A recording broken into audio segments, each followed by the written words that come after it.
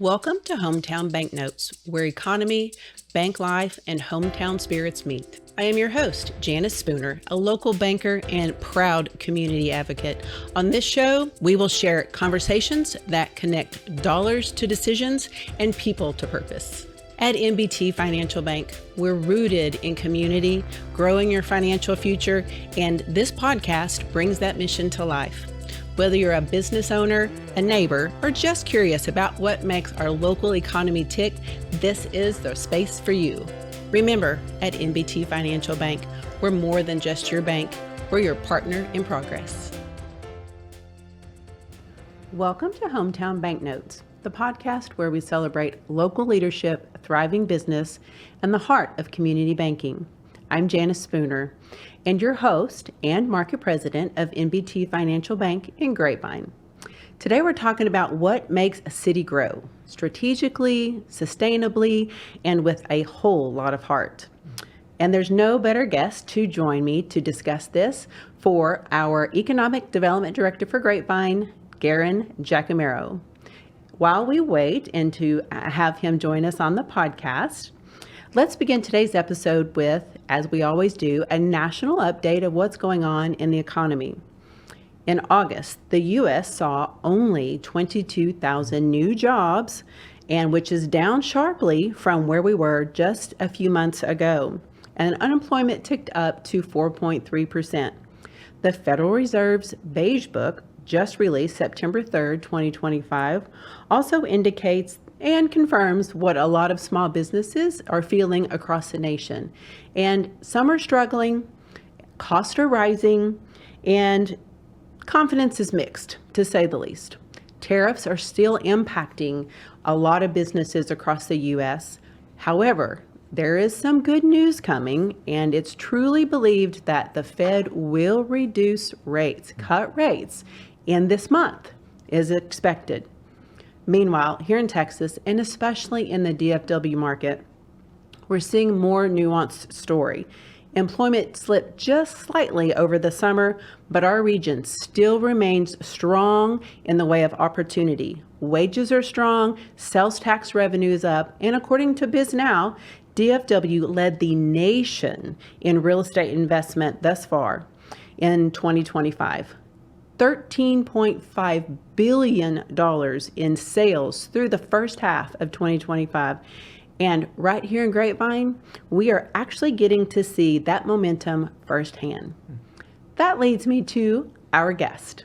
Let's dig in with Garin Giacomarro. Welcome again to Hometown Banknotes. Thank you very much for having me. Appreciate it. Absolutely. Garin, I think it's important we really identify what you do as the Economic Development Director, because a lot of people might not know how you actually lead and are so entwined with our day-to-day operations in our city. Sure. Yeah. When I first told my family I was going into economic development, most of them thought it was an economics degree kind of a thing. And it's really not. It's more about attracting businesses, retaining them in the city. You really take on the personality of your city and become really involved in the community, which is a lot of fun. I always loved economic development specifically because you kind of have one foot in the public sector, one foot in the private sector. So you're helping businesses from City Hall. So essentially I'm in charge of trying to bring cool new things to Grapevine and keeping them there. I love it.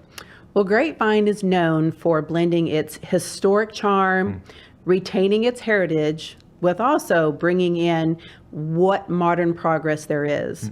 So what's the city's approach to attracting businesses in this unique environment? Sure. Yeah. The historic preservation part of it is really important. Our main street is the envy of most of the cities around us. We have a historic preservation officer whose whole job is basically keeping up that historic, that baseline for Main Street. It's kind of the heart and soul and personality of the city in a lot of ways. In fact, when I talk to most business prospects, they say, how close can I get to Main Street most of the time? So that helps a lot, that we have an authentic Main Street that a lot of people want to be involved in. Great. Are there any industry sectors that you're targeting for expansion, whether it's hospitality, logistics, tech? What are you looking for? Sure. So we're always looking for hospitality. We have 6,000 hotel rooms. in the city of Grapevine. The biggest one, the Gaylord Texan at 1,800 rooms. They're doing a 20% expansion here in the next few years. So really excited about that. We have this whole philosophy. The dynamic in Grapevine is that we're trying to bring in as many visitors as possible, spend a bunch of money, and then go home at night. And that helps subsidize kind of what we do for our residents. That's been the philosophy for the last 50 years, it seems like, in the city. So always chasing hospitality. Restaurants is something that we always chase because, again, that brings in a lot of visitors. Anything that's going to bring in visitors to spend and populate our businesses, but then they go home at night. That's kind of the philosophy of our residents are getting a really big benefit from our visitor counts. So anything that draws visitor counts is important. Office has been pretty weird since COVID. It's kind of been all over the place.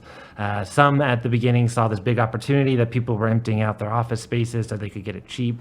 Others went home and never came back. So office is very mixed most of the time. But yeah, we're always looking for corporate relocations in particular. We really like those. How does the city partner with small businesses and entrepreneurs that are looking to get started here? Sure. The Grapevine Chamber, I cannot talk enough about them. I always brag about them within the first 10 minutes of talking to someone. We have a world-class chamber. I've been in cities, I won't name any, but I've been in cities where the cities and the chambers don't get along very well. It's usually a power dynamic, but ours is a 5-star accredited chamber. We have some of the coolest programs, some of the coolest groups that are under that umbrella. But it's 1,100 members, something like that. They do a phenomenal job. So there's a lot of outreach to business members in the chamber. There's a lot of overlap. So we work really closely with the chamber. Everyone in my department's really involved with chamber initiatives. A lot of people at City Hall are.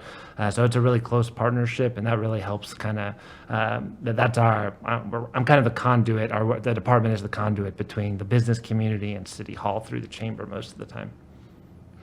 And I think with everything that's going on in Grapevine and what you've talked about thus far, there also has to be strong infrastructure. I know between the police department and preparing for the great days that we have in Grapevine and the 2 big festivals. Coming up. But what's happening in Grapevine around transportation and commercial development, or maybe a public-private partnership? So we had several over the years. We're really proud of the public-private partnerships we've done. Hotel Vin it's the big one. But in terms of infrastructure, we went through this whole thing with the Connector project for several years. That was right when I started. I've been in the city for about 10 years, and that had just wrapped up by the time I started. And man, that hurt a lot of businesses. But now that it's done, it's just opened up this whole new flow of like all these people moving in, all these businesses. It's really opened up from an infrastructure level. It's been extremely helpful. You talk about infrastructure, the first thing the Grapevine will want to talk about is the train. Basically the rail transportation. The mayor in particular, he'll talk about how Grapevine was on the map because of the train back in the 1800s, and now it's, that's the way to the future. And the commuter rail line, everything that's done for Main Street and that whole area. We do a whole episode on that one, but that's a big focus for us too. I love how the train, and I'm going to tell you, a lot of people probably don't know, but it goes from various cities to the airport. 100%. Yeah. That's amazing. Yes, yeah, I use it all the time to jump on, especially now that the terminals are closed for a few months, or the entrance to North Texas, or the north entrance to the airport. You can just hop on the train, 5-minute ride. That's probably where it's most popular. We're the most popular stop on the weekends, and then during the week it's the airport, but we're one of the most popular stops, and that's from a lot of intention and a lot of money put into that. Right. And I'm going to say one more thing about the train, but Sure. because of the Polar Express, Oh, yes. huge. My family, we love that. Sure. We take that every year and shop and dine while we're doing the Polar Express and at Hotel Vin. So what a great family 100%. time to do that as well. So it's the North Pole Express. Oh, and the yes. reason that it's because of the movie with Paramount, they asked us to stop calling it the Polar Express. So it's the Okay. North Pole Express. But yeah, those tickets sell out in July. It is crazy. There are people literally sitting on their phones at work waiting to get in line on their phones. Our CVB does an incredible job of hyping up those events. They do all sorts of train events all throughout the year using the Vintage Railroad, but also using that whole Towers district right around there. They do an incredible, it's a big advantage that Grapevine has, a lot of cities don't, is our CVB is on steroids essentially. We fight way above our weight class, and that's because our CVB is so focused on events and festivals and conferences, and they really help us act like a much larger city than we really are. It is amazing, truly.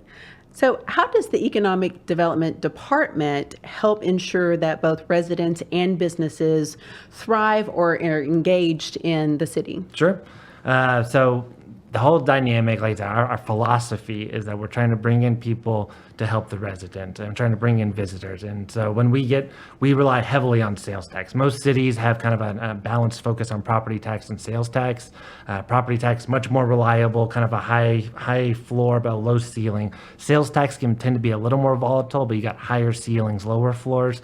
We lean all the way into sales tax. Sales tax is the number one thing that we're chasing most of the time.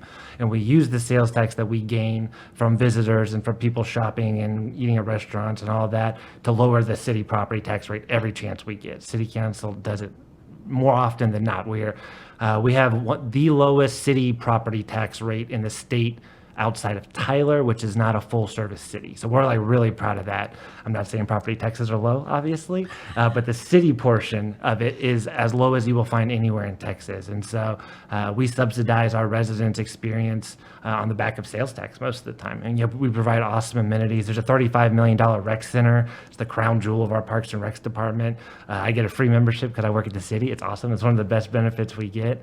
It's an incredible time to be a resident in Grapevine. And a lot of the amenities and things that we provide and the services come because of the way our economy is designed, and that's to bring in visitors.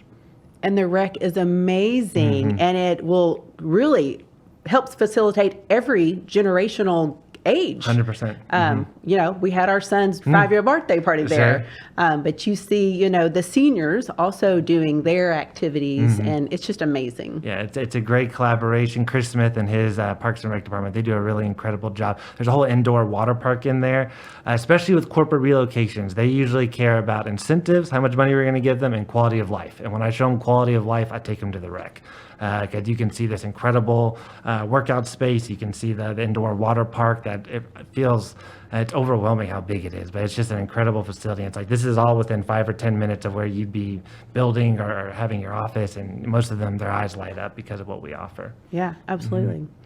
Well, tell me some projects or initiatives that are really currently on your plate you're excited about that you can share. I know sometimes you have an NDA, but talk about something that's already public. That was one of my main reasons I wanted to get in economic development. I wanted to know about all this stuff before everyone else did. I guess I'm just nosy that way. But it is fun to get to know projects early, and a lot of them, I've seen it happen, a lot of them will get 90% of the way there and they won't work out. So you don't want to ever announce them too early. But we had 3 big projects happen recently that we've been really proud of. The first one is the Hotel Vin, which is on Main Street and Dallas Road. We're really proud of that. Public-private partnership. They're doubling in size. So the Hotel Vin is one of the most successful boutique hotels you'll find anywhere. They were one of the stats we like to talk about is they had a 5-year revenue plan when they first opened in 2020 of all years. They met their year 5 goal in revenue by the end of their first year. They were overperformed, and Corey Hospitality, who are the hotel managers of that, moved their headquarters to Grapevine, in fact, to kind of follow this success.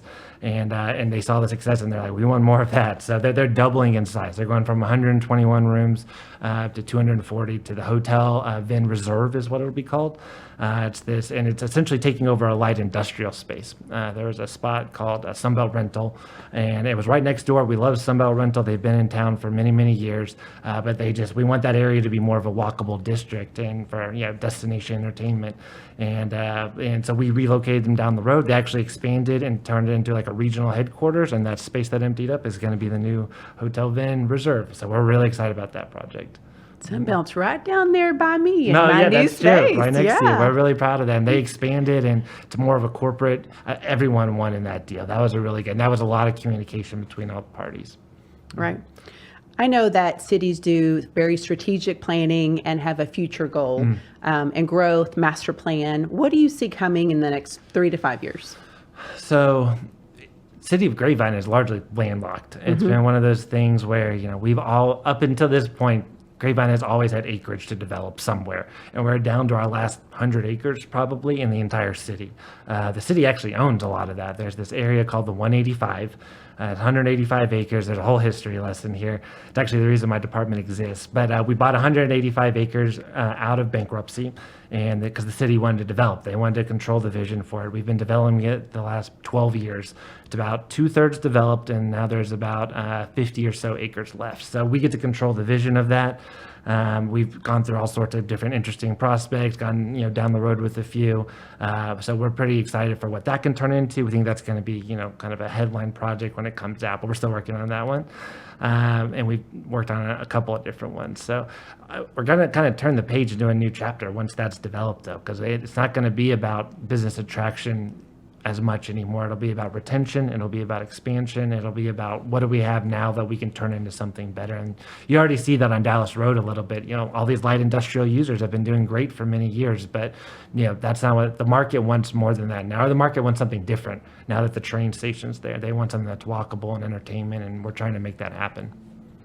That's amazing. And all of these reasons are why NBT chose Grapevine. That's true. Right? Yeah. It's a perfect partnership, and we're so excited to be there.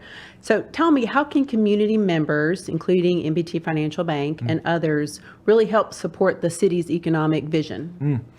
I would always say shop local. Shopping local is really important, especially I always tell people that one of my favorite things about Grapevine is when I travel to trade shows and travel outside the city, if I tell someone I'm from Grapevine, 90% of the time their reaction is, oh, I love Grapevine. It's like people just have that visceral reaction to it. So it's not hard to tell people to shop in Grapevine. We have so many opportunities, but shopping in Grapevine specifically and intentionally really helps us. Our festivals are incredible. I mean, they're part of it's a hallmark of what our city does and offers. Actually, so I grew up in Grapevine, and I didn't go to the Christmas capital of Texas, and my family didn't really know it was a thing. And now I'm here. It's like all those years we could have been going to Great Fest and all these great events. So even just locally going and being a part of what we offer is really important economically for us. But yeah, there's just a lot of opportunity coming. We've learned to be selective about what we're accepting into the city. But yeah, participating locally in Main Street in particular, but there's a lot of other great centers all around the city as well. So, and we think we're going to bring some new kind of centers of gravity in different places. So Main Street's a great place to start, but there are a lot of other centers that have a lot of really great businesses as well. So yeah, there are all sorts of different corners of Grapevine that even I'm still finding to this day. Absolutely. So you touched on the festivals. Talk about the one that's coming up. Grape Fest, yes. So Grape Fest is wildly popular. It is the largest wine festival in the Southwest. I'm in charge of getting volunteers together for it. That's a heavy job. But there's this culture at City Hall and in the city in general that we are all a part of the festivals. Even though my department isn't in charge, I don't want to take credit for it. That's all the CVB, Parks and Rec, Public Works. They all do an incredible job getting it up and setting it up and advertising it.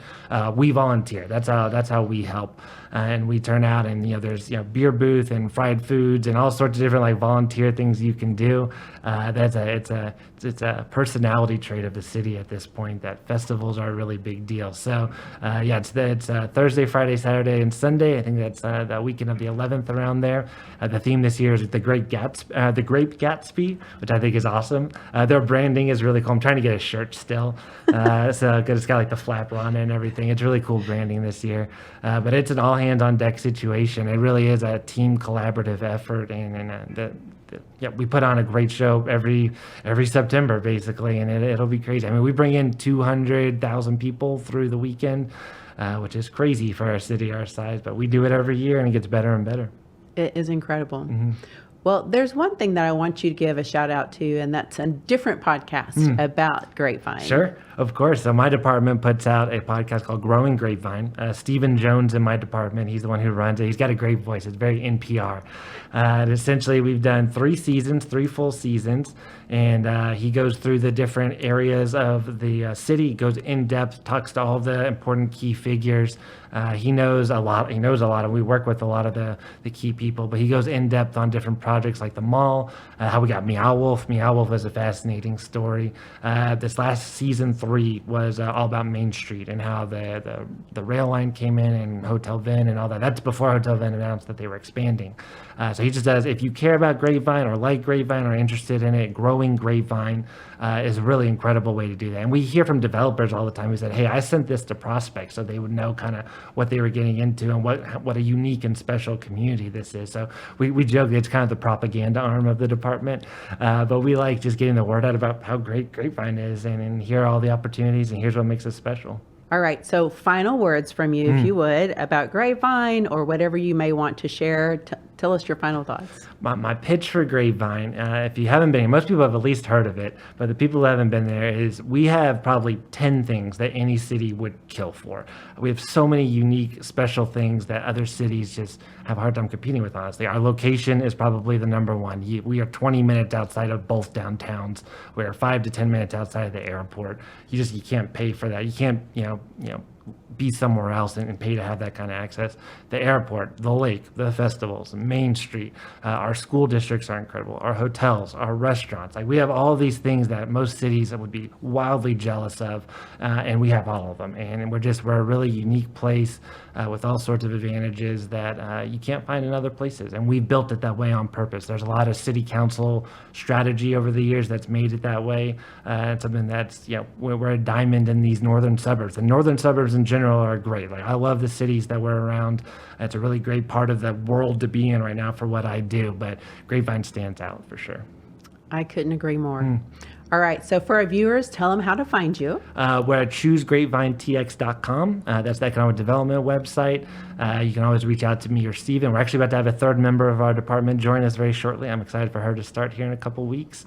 But you can reach out to me that way, and happy to help. We're always looking to recruit new businesses or to help people who are already there, help them expand. Wonderful. Well, thank you, Garin, for joining us. I really appreciate it. Of course. Hey, thank you, Janice. Appreciate it. Absolutely. And we're so excited to be in Grapevine. Good. Before we go, I want to share some exciting updates from NBT Financial Bank and what's happening in our community. First, we've launched our GCISD scholarship program. Each month, we will alternate between Grapevine High and Colleyville Heritage and award a senior with a $500 scholarship to go towards their extended and future learning. Also, we are proud to share we have a Founding 50 campaign, and our first 50 customers that come and join our banking relationship, we are going to donate money to 6 wonderful nonprofits in the city of Grapevine. So make sure you check that out and find your local favorite and come join us with a new relationship at NBT Financial Bank. I also want to share that we have officially opened our loan deposit production office in Grapevine. It's at 1000 Texan Trail, Suite 204. We're in a temporary space now. However, our new and great branch, we're going to have our groundbreaking coming up in the next few weeks, and it's right close to where we are right now. So it is where hometown banking and the future of tomorrow meet. So please join us. Stay posted and watch for that groundbreaking ceremony. We want the community to come celebrate with us. All right, that's it for our episode of Hometown Banknotes. Thank you again to our guest, Garin, and for all of you for tuning in. Be sure to follow us on Apple Podcasts and on YouTube, and connect with us at our NBT Financial Bank LinkedIn page. Check out our website for all the details for what we can serve and help you with. Thank you for joining, and I'll see you around town. Thanks for joining us on Hometown Banknotes. If you liked today's episode, be sure to follow, share, and like, and show someone how to make a difference in their life by understanding what's going on in the economy, their life, and in their community.